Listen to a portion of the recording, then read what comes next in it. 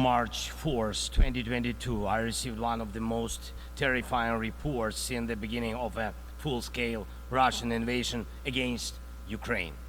The report was about Russian tanks firing directly at the buildings of our Ukrainian nuclear power plant, the Zaporizhzhia nuclear power plant, the largest one in Europe, 6 nuclear reactors.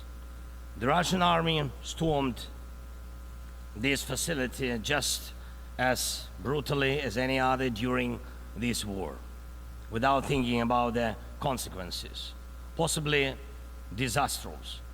This was one of the most horrifying moments of the war, when no one could know how Russian strikes on the nuclear facility would end, and everyone in Ukraine was reminded of what Chernobyl means.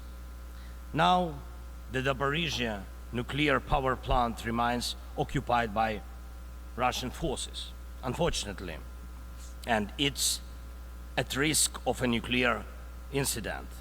This is the major source of radiation danger in Europe, possibly in the world.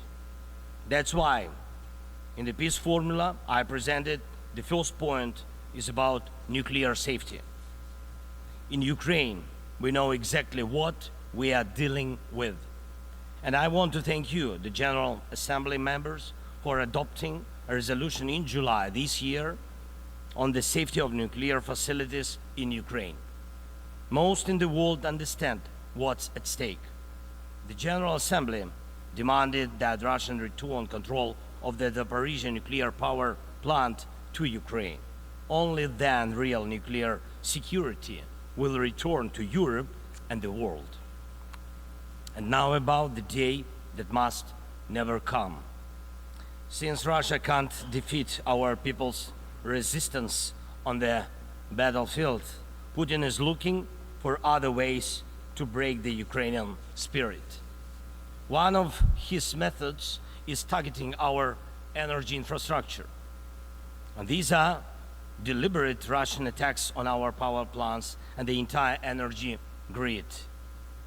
As of today, Russia has destroyed all our thermal power plants and a large part of our hydroelectric capacity. This is how Putin is preparing for winter, hoping to torment millions of Ukrainians, ordinary families, women, children, ordinary towns, ordinary villages. Putin wants to leave them in the dark and cold this winter, forcing Ukraine to suffer and surrender. Just imagine, please, your country with 80% of its energy system gone, with such a destroyed part of the system. What kind of life would that be? Recently, I received yet another alarming report from our intelligence. Now Putin does seem to be planning attacks on our nuclear power plants and their infrastructure, aiming to disconnect the plants from the power grid. With the help of satellites, by the way, ladies and gentlemen, satellites of other countries.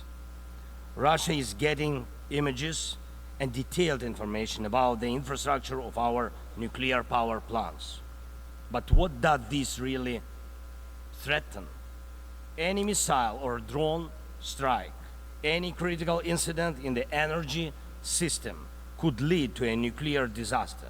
A day like that must never come. And Moscow needs to understand this, and this depends in part on your determination to put pressure on the aggressor. These are nuclear power plants. They must be safe.